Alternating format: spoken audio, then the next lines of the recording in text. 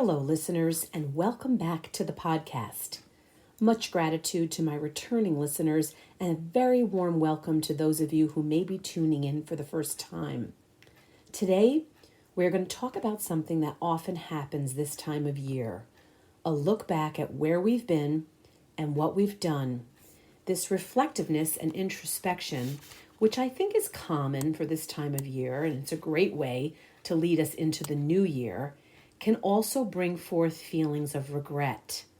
Today we will explore that and how we can use those regrets as fuel for good in 2024. This is the Wishing You Well podcast, and I am your host, Maria Patrick. I am a health coach and a Qigong instructor, and I specialize in helping people find balance in their lives. My podcast is a way for us to find health and wellness inspiration in the world around us. Last week, I watched a television interview with Jessica Chastain, an Oscar-winning actress and producer who is currently starring with Peter Sarsgaard in the movie Memory, which is about the surprise connection between the single mom, which she plays, and a man with dementia. Jessica teared up in the interview as she shared a story about one of the biggest regrets of her life. Every time I hear a story like hers, which I will share with you shortly, I am brought right back to the lyrics of one of my favorite songs, Frank Sinatra's My Way. Regrets, I've had a few, but then again, too few to mention. I did what I had to do. I saw it through without exemption. I planned each charted course, each careful step along the byway, and more, much more than that, I did it my way. Jessica, who is famous for her roles in the movies The Help and Zero Dark 30 and The Eyes of Tammy Faye, which is the one she won the Academy Award for Best Actress for, attended the Juilliard School, where she earned a Bachelor of Fine Arts in acting about 20 years ago. She apparently was raised by a single mother, and she wouldn't have been able to afford to attend Juilliard if not for the extreme generosity of a very famous Juilliard alum, Robin Williams. Jessica recently made headlines because she shared in her interview the fact that the Robin Williams Scholarship was an all-expenses-paid scholarship, which included tuition, books, housing, food, and even paid for her travel back home for the holidays. It's not the first time she's told this story, and each and every time she tells it, she says it the same way.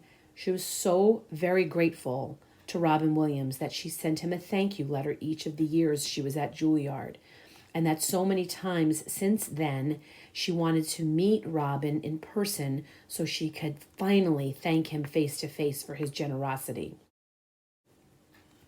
Robin Williams was himself a Juilliard scholarship recipient, and because of that, he decided to pay it back, and he funded that scholarship for many years until his death in 2014. He was one of 20 students accepted into the freshman class back in 1973 at Juilliard, and he was one of 2 that was accepted into the advanced program in the school that year, the other being the famous actor Christopher Reeve. So many years after Jessica attended Juilliard, she was out to dinner, seated coincidentally at a table right next to Robin Williams. So she told this story about how this was her opportunity. It's the chance she waited for her whole life to be able to go over to his table, introduce herself, and thank him in person. She was dining with a friend who said, "This is it. You have to go talk to him." Well, the story has a sad ending because she was so shy. She didn't want to bother him. She waited until he got up to leave the restaurant. She actually chased out of the restaurant after him and once again decided not to approach him and ended up not speaking to him, and therefore never ever had the opportunity to thank him in person. I bet each and every one of us has a similar story, one in which we wish we had done differently, which we had said or done something that we wanted to do, and we didn't do it, and now we feel that we're filled with regret because it's too late. For the past month, I have been reading Barbra Streisand's memoir. It doesn't usually take me a month to read a book, but hers is quite the tome. It is 992 pages long, or 49 hours if you're listening to it through Audible. It is quite a revealing book. It's filled with startling revelations and lots of honest self-reflections from Barbra. I'm not spoiling it for you by saying that she talks about things like her shoplifting hobby when she was young, as a teen, her failed marriage to Elliot Gould, how hard she has had to fight over the years for equal pay as a movie actress, and the millions of dollars she has raised for charities over the years. Even Barbra, who's so successful, is filled with regrets. She wrote very poignantly in the book about two of these regrets. One having to do with the legendary singer Prince, and the other about the composer and conductor and her very dear friend, Marvin Hamlisch. In 2011, Prince presented Barbra with the Music Cares Person of the Year award, and she tells the story in her book about how incredibly awestruck she was by Prince and how shy she was. Apparently, she is stage fright all of the time. She's a very shy, reluctant performer. And because of how awestruck she was by him, she didn't take the opportunity to speak with him that night. She actually wanted to talk with Prince about collaborating with her on a song. Barbra actually found out several years later that Prince considered her the greatest singer of all time and that she was actually his inspiration, and that he was so overcome with nerves at the Music Cares event that he actually avoided her because he was too nervous to speak with her. Shortly after Prince's death in 2016, Barbra found out that he was talking about her at what turned out to be his final concert ever, just a few weeks prior to his death.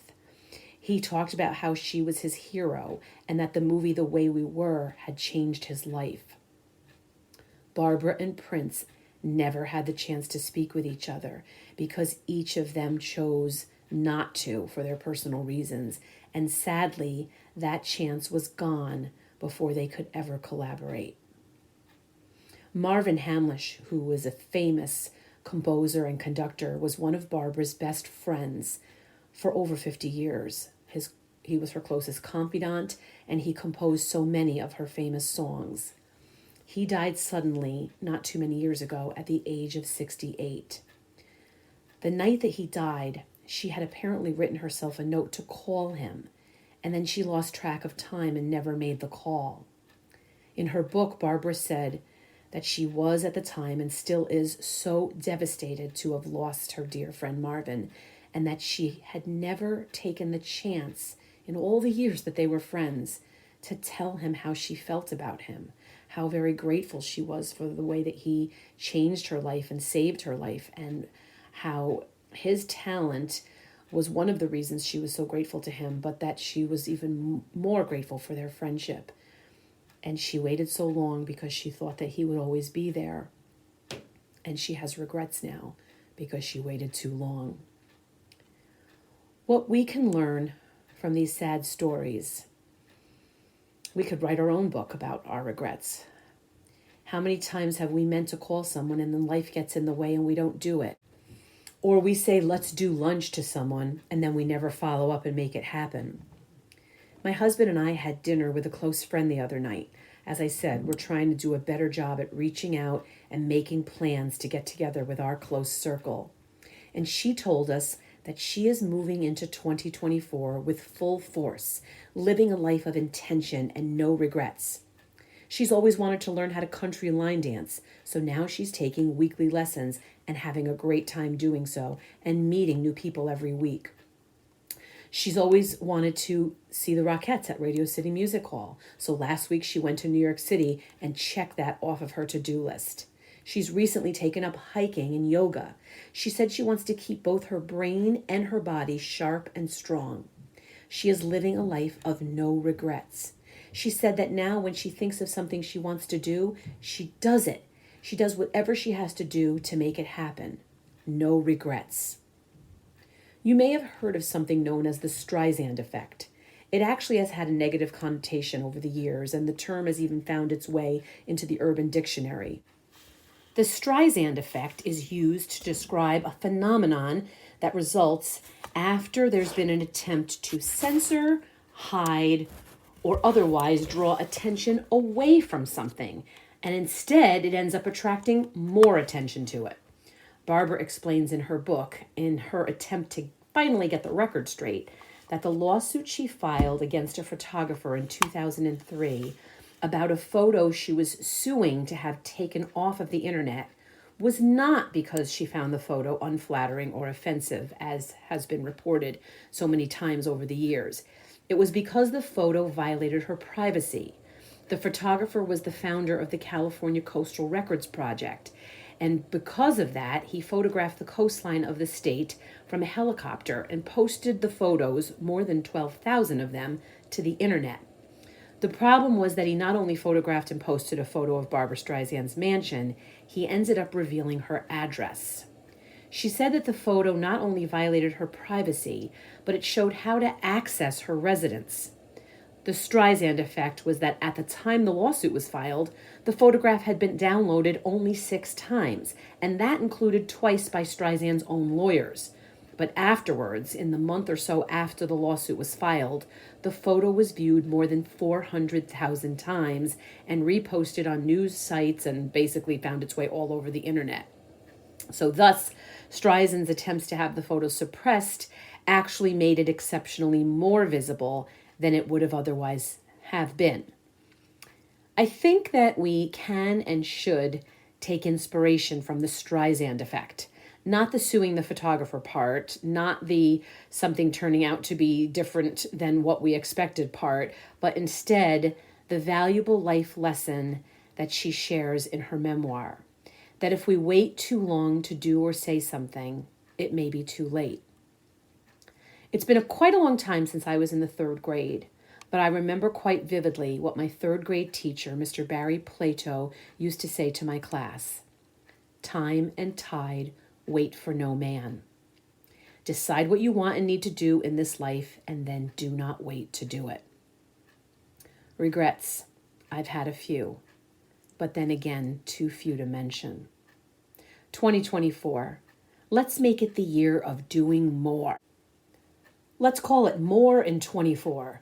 No regrets, no do-overs, living our best lives and moving forward with passion, hope, and unlimited potential. Thank you for choosing my podcast and for spending time with me. I look forward to spending more time together in 2024.